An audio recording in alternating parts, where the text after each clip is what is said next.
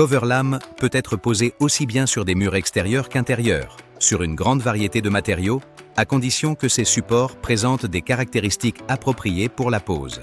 Avant de commencer la pose du revêtement, il faut s'assurer de disposer de tous les outils nécessaires pour travailler.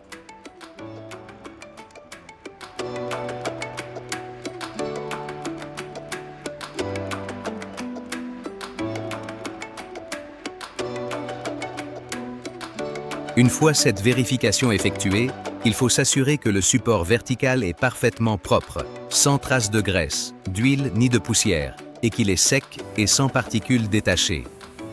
Il convient également de vérifier que la surface est plane, stable, sans fissures, et que les temps de prise recommandés ont été respectés.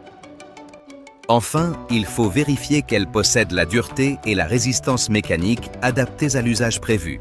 Coverlam peut être posé aussi bien sur un revêtement déjà existant que sur un support neuf. Dans les deux cas, il existe des étapes communes à suivre pour assurer une pose correcte. En général, il est recommandé d'utiliser un mortier-colle amélioré et flexible pour les supports en ciment, en pierre ou en plaque de plâtre, couramment utilisés dans la construction. Les grands formats de Coverlam doivent être manipulés par 2 personnes. Pour les autres formats, une seule personne suffit. Il est conseillé d'utiliser des outils spécifiques, comme des ventouses, pour faciliter la manipulation des dalles.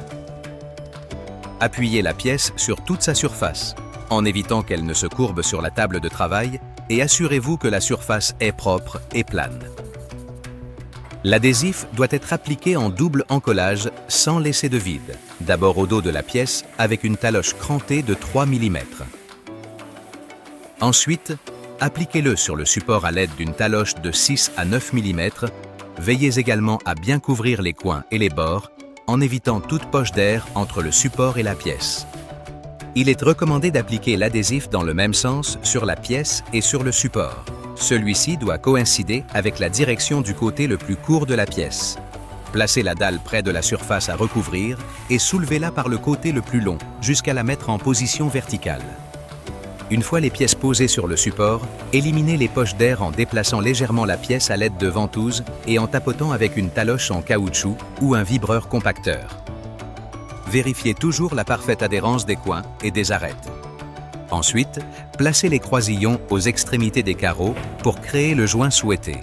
Il est recommandé de prévoir un joint minimum de 2 mm en intérieur et de 5 mm en extérieur.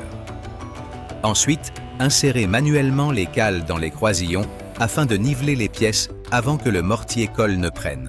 Une fois le temps de prise recommandé écoulé, retirez les croisillons un à l'aide d'une pince en veillant à bien les extraire.